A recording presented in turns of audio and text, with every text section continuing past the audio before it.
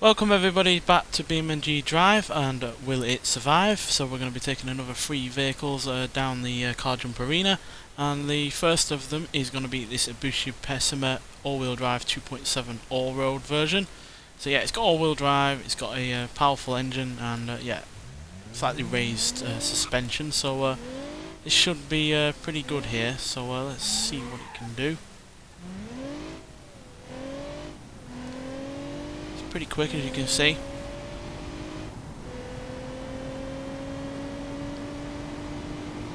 Let's see what it can do first, going at full chat. It's coming down on one side. Well, there goes one of the front wheels, but it is all-wheel drive, so that should be okay, as long as it doesn't lose the other front wheel, so which obviously would mean we can't steer. Is a little bit concerning that the wheel has come off. It's not often that happens with cars on this series. Oh dear. And there goes the other wheel. It hit the curb and just completely shattered. In fact, the entire front end is coming away and the engine looks like it's going to fall out as well. That is a lot of damage. Yeah, that wall and then the curb that it hit combined to really shred the underside of this car. Yeah, that engine is... yeah, practically coming out. I'm surprised it's not even been broken. Right, let's try it again and brake a little bit at the end of the ramp.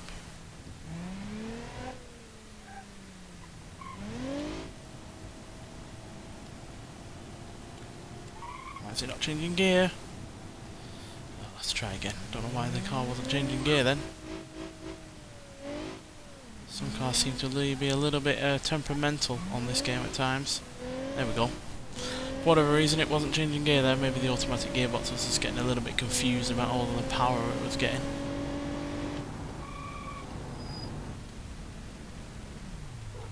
Well, landed a lot better there. We did still impact that front left wheel a little bit, but nowhere near as hard as before. But we are coming towards the water. But the fact that we've kept both front wheels now means that we can obviously afford to crash quite hard and hopefully just lose the one. We're going to look like we're going to come towards the water, so let's turn the engine off so we don't hydro lock it. We've lost one of those wheels again. It's still attached, but it's come off. Oh, it's the other wheel for some reason.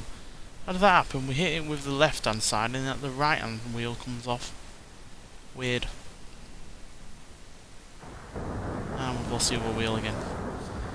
Those front wheels are extremely fragile. The rear wheels seem to be fine, but yeah, those front wheels are pretty poorly attached, if you don't mind me saying.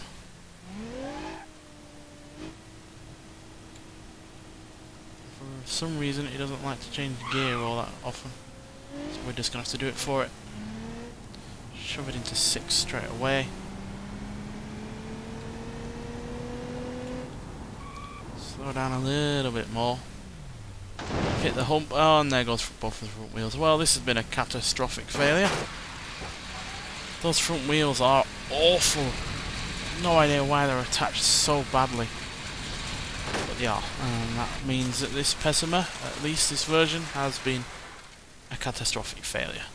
Rear wheels are fine and the engine is fine, but those front wheels are just so poorly attached that they're just susceptible to falling off. Right, we're going to go for a new mod that has come about not long ago really. The DeLorean DMC-12. Not the most in-depth you know, mod that we've ever had, but it's, you know, a DeLorean, so it's, you know, going to be a car we're going to choose at least once to see what it can do. There are other versions, but this is the basic version, basically, in all intents and purposes. That original underpowered French engine in the rear. Yeah, not much in the way of speed, though I imagine they've given it a little bit of an upgrade for this game. Going way over, way over. We're going to go land on the roof and the front. Well, the radiator's leaking, but at least most of the damage has been taken by the bodywork. You know, it's preferable to the front wheels popping off like it did with the Pessima.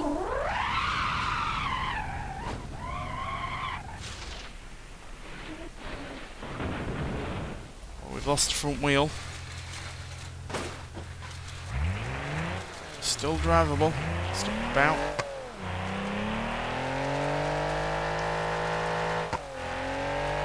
Struggling with the sand and the fact that the chassis has been bent a fair bit, so we're going to have to drag it out. Come on, DeLorean. Useless car. Because it is, in all honesty, a useless car. But a likeable one regardless, for many reasons.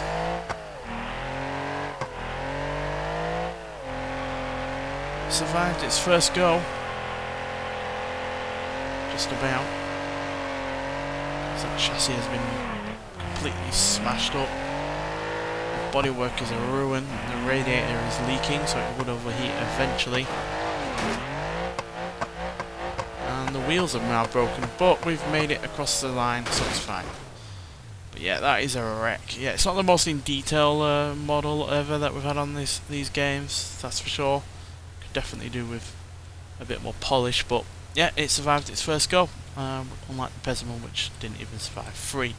So yeah, finally, we're going to go for another mod, an ETW Series. Now, most of these versions are the same. As you can see, in terms of performance, you have the same power, same engine, same 0 to 60 times. So outside of being gasoline or diesel, they're the same engines as well.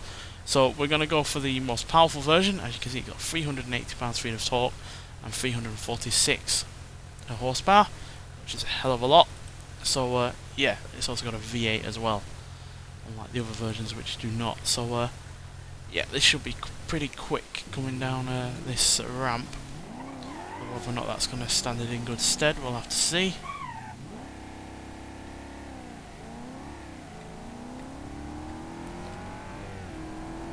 Definitely going to be the fastest one we've had on this episode so far. Or in general, because we're not going to do any more after this. So yeah, there we go, we're flying. Oh, now we're going down on our side. Not good, not good, not good. That can expose wheels and everything else to a whole host of damage. Oh, there we go, the engine has popped out. And the car itself has been completely squished. Classic Mercedes are not the safest cars. Yeah, driveline, wheels, engine. Bodywork, yeah, the whole front has just come away. The wheels are now practically touching one another, which is certainly not meant to happen. So let's see what happens if we slow down a little bit.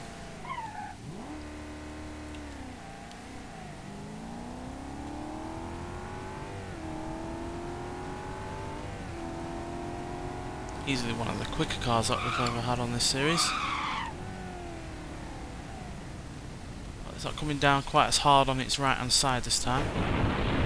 Has taken a fair old whack regardless. Nowhere near as bad as last time.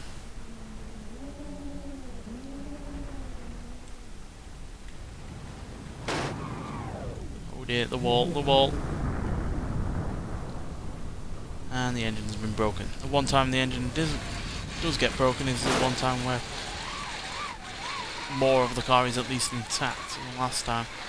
But it's still a catastrophic amount of damage, so let's try one more time. Let's see if we can at least get 2 out of 3 cars succeeding on this episode rather than 1, which surprisingly was a DeLorean, which wasn't exactly known for its reliability, so for it to survive was fairly good.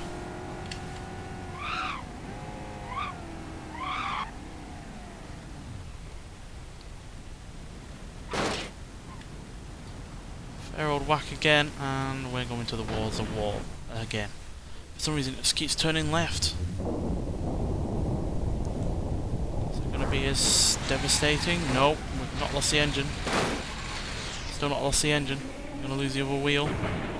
We already have, to be honest, yeah. For whatever reason, the whole of the front steering rack just shunts so hard from one side to the other that it breaks the other wheel. Still drives, just doesn't steer.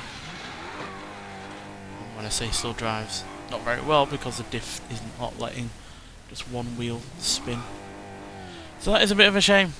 Bit of a failure of an episode today, to be honest, considering only the DeLorean is the successor, and yeah, the Pezima and this ETK both have woefully weak front wheels, so yeah, because even if we did hit this side of the car with this, obviously the other side should still be intact in terms of steering and the like, but the whole steering rack just gets shoved to one side and breaks the other wheel, and then we have no steering whatsoever. So yeah, that is a bit of a shame. It doesn't often happen like that with some cars, but obviously all cars are pretty much different in the way they crash, so that's why it happens like that. So yeah, bit of a shame, but there we go. Not every episode is going to have numerous winners, and yeah, it just so happens that this episode we've only had the one, which surprisingly was the DeLorean.